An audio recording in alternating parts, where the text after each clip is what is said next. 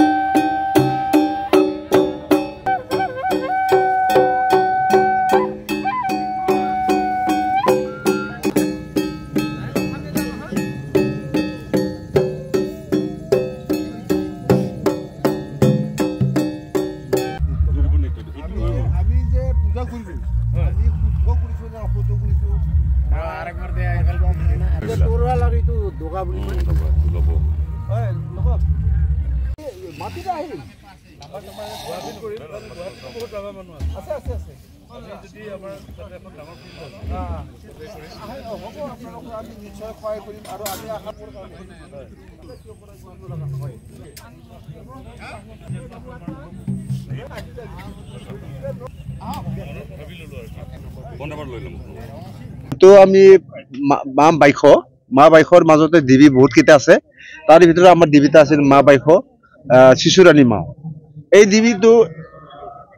এই বাইশ পূজাটো আমি কি কৰোঁ, আমি খেতিয়কসকল খেতি কৰাৰ আগে আগে আমি এই পূজাটো নকৰিলে আমাৰ খেতি বাতি ঠিক নহয়। আৰু এই খেতি বাতি আমি ৰাভাসকলে যিবিলাক খেতিয়কবিলাকৰ যি কাৰণত আমি কৰোঁ, খেতি বাতি যাতে ভালভাৱে হয়, আমি যাতে ভাল সফল পাওঁ, আমাৰ খেতি বাতিৰ ওপৰত যাতে পোক পৰুৱা নাহে বা নষ্ট নকৰে, আমি যাতে আহি থকা দিনবিলাকত আমি ভালে ভালে তেনেকুৱা জয় দিন আহে, ক্ষয় দিন নহয় বা তেনেকুৱা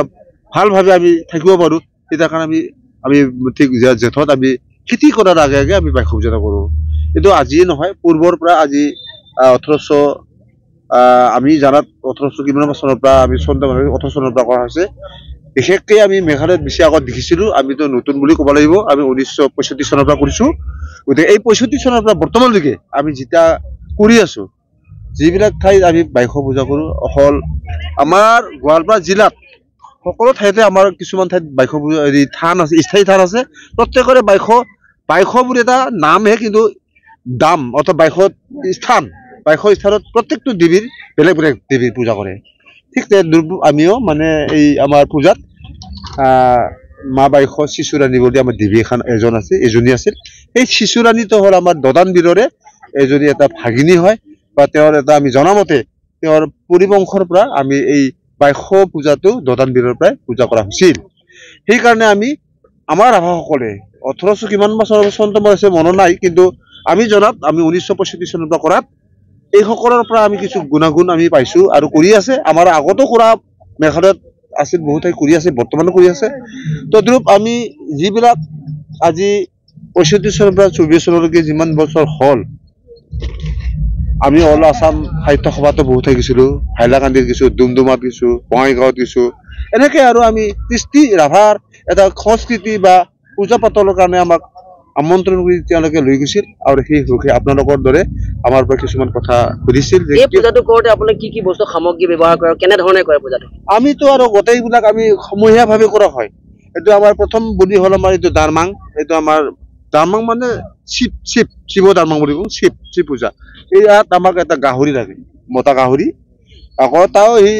আজিকালি গাহৰি বহুত প্ৰকাৰৰ ওলাইছে নহয়, সেই প্ৰকাৰৰ আগৰ যিটো আমাৰ লোকেল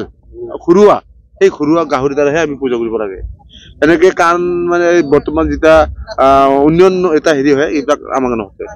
তাৰপিছত আমাৰ এই বাহুবলী মাৰুক্ষেত্ৰী, এইটো যেনিবা দদান বীৰৰ এটা সেনাপতি আছিল তেওঁ বতাহৰ আগে আগে তেওঁ যেনেকৈ প্ৰয়োগ কৰিছিল হেৰি তেওঁৰ বাহুবল সেই বাহুবলটো আমাৰ ৰাভাসকলে খুব এটা বিশ্বাস কৰি দদানৰ কথা মতে বা দদানৰ বীৰৰ লগত যেতিয়া যুদ্ধ কৰিছিল তেতিয়া তেওঁৰ বাহুবলৰ এটা মাৰুক্ষেত্ৰীয়ে তেওঁৰ মানে প্ৰধান সেনাপতি আছিল তেওঁ এটা অভিশাপ আছিল মাকৰ তেওঁ কিমান বছৰ তেওঁৰ এটা হেৰি আছিল মাউৰী মানে তেওঁৰ এটা বেলেগ জাতি আছিল না তেওঁ ৰাভাসকলৰ লগত দদান বীৰৰ লগত যোগ দিয়াৰ কাৰণে তেওঁক মাকে অভিশাপ দিছিল যে সপ্তম যুদ্ধত তেওঁৰ হেৰি হ'ব পৰাস্ত হৈ মানে হেৰি হ'ব দেখা গৈছে যে আপোনালোকে বহুত কেইটা এনেকুৱা মূৰ্তি ধৰণে এই প্ৰত্যেক কেইবাবিধো আছে ন এইকেইবিধ কি কি হয় আৰু কেনেধৰণে সেইটো কৰিম ইয়াৰ পিছত আমাৰ শিৱ ধৰ্ম শিৱ মহাদেৱ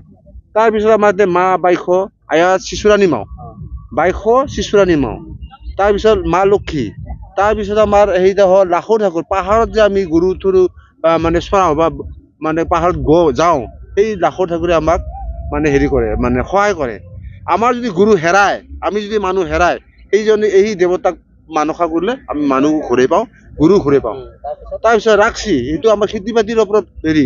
বিশ্বাস তেওঁ যাতে বেয়া পোক পৰুৱা নপৰায় ফেৰাই নিদিয়ে বা বেমাৰ আজাৰ নপৰায়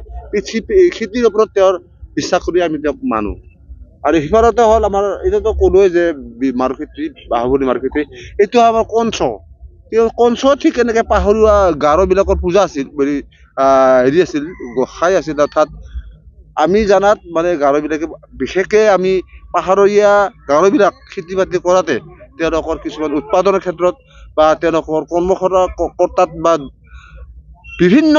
মানে পাহাৰে ঘূৰি থকা অৱস্থাত যাতে তেওঁলোকৰ ক্ষতি হানি মানে নহয় সেইকাৰণে তেওঁলোকে এইটো ফলত আমি ৰাভাসকলে এইটো পুজিব লগা হ'ল কিয় তেওঁলোকৰ ওচৰতে আমি একেলগে বসবাস কৰি একেলগে জুম খেতি কৰোঁ তেনেকুৱা পাহাৰে পৰ্বতে জংঘলত ঘূৰি থাকোঁ চিকাৰো কৰোঁ এনে কাৰণত তেওঁলোকক আমি মানা হয় এই সন্ত্ৰটো এইটো বেলেগ বস্তু সাতটা দেৱতা সাতজন এইবিলাক মানে আমাৰ এটা ৰাভাসকলৰ এটা গীত আছিল নৃত্য আছে সেই গীতৰ সুৰে পূজাৰ লগে লগে আমি খাম অৰ্থাৎ দাইদি চিংগা কাৰা এইবিলাক বজাব লাগে এইকাৰণে এইটো একদম মানে আমাৰ দদান বীৰৰ এটা হেৰি নিৰ্দেশ তেওঁ কৰিছিল সেনেকে কৰিছিল তাৰমানে এওঁলোকক পূজা কৰাতে দদান বীৰে সেনেকে কৰিছিল জুই জ্বলা আপুনি দেখা পাব আজি এইটো আমি পূজা কৰিলোঁ এইটো আমাৰ শুদ্ধ হৈছে নে নাই শুচি হৈছে নে নাই আমি মানে শুদ্ধভাৱে আহিছোঁ নে নাই আমিতো যোৱা পৰহিৰ পৰা একেলগে ঘুমোৱা নাই বেলেগ ঘুমাই বেলেগ খোৱা লোৱা নাই কালিৰ পৰা খোৱা লোৱা নাই আজি আহিয়ে এই 2:30 বজাত আমি খালোঁ এই শুচি পেচাব কৰিলেও গা ধুব লাগিব ঘৰতো বাহিৰতো আমি যিমান দিন পেচাব কৰোঁ পায়খানা কৰোঁ বাহিৰত গ'লে এই জিকা কাপোৰে থাকিব লাগে আৰু আমাৰ এটা গাঁৱত পূজা হ'লে আমি এটা দেউৰী ঘৰত এটা পূজা স্থান কৰা হয় তাত আমি হৈ মাৰো বুলি কওঁ সেই হৈ মাৰো পূজা কৰা হয় তাতে আমাৰ কৃষ্টি এটা আছে আমি কওঁ কি কয় চাথাৰ এটা ডেকা গাভৰুৰ যেতিয়া মিলন এই পূজাৰ যোগেদি ডেকা গাভৰুৰ মিলনৰ যেতিয়া বিহু সেই উৎসৱ ধৰণে আমাৰ ডেকা গাভৰুৰ গীত মানে আপোনাক এটা হেৰি কৰিল মানে মাইকীবিলাক আমাক কৰিল আমিও ছোৱালীবিলাক আপোনালোকে গোটেই পূজাবিলাক কৰি যেতিয়া গাঁৱত যায় ঘৰে যায় তেতিয়া আপোনালোকক গৈ পেলাই আৰু কিবা নিয়ম থাকে নেকি নাথাকে খালি গৈ আমি গা ধুব লাগিব ঘৰত নিকাভাৱে আহাতেহে খুব মানে সাৱধানেৰে নিয়ম নীতিৰ মাজেৰে চলি আহিব লাগে নহ'লে ইয়াত আমাৰ অশুদ্ধ হ'ব আমি থাকিব নোৱাৰোঁ এতিয়া এখনো আমি মানে এখন পেচাব কৰিবলৈ বাহিৰত ওলালে আমাৰ প্ৰধান পানী দৰকাৰ বিৰাট এইকাৰণে পানী আমাক বিশেষকৈ দৰকাৰ এই পূজাস্থলীত আমি অসুচি হিচাপে তাৰমানে অশুদ্ধ হিচাপে আমি চলিব নোৱাৰোঁ তেওঁলোকৰ সাংবাদিক বা প্ৰসাৰৰ জৰিয়তে যাতে আমি কিছু উন্নয়ন হওক বা উন্নতি হওক বুলি আমি ভাবোঁ আমি দুধনৈতো তেনেকুৱাই কৈছোঁ সাংবাদিকবিলাকৰ ওচৰত 17 বছৰ কৰিছোঁ দুধনৈত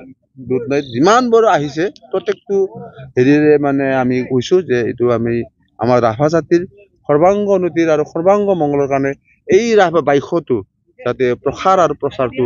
মাধ্যমত মানে উন্নত হৈ যাব পাৰে বা গোটেই বিশ্বত জানিব পাৰে এইটোৱে আমাৰ অনুৰোধ থাকে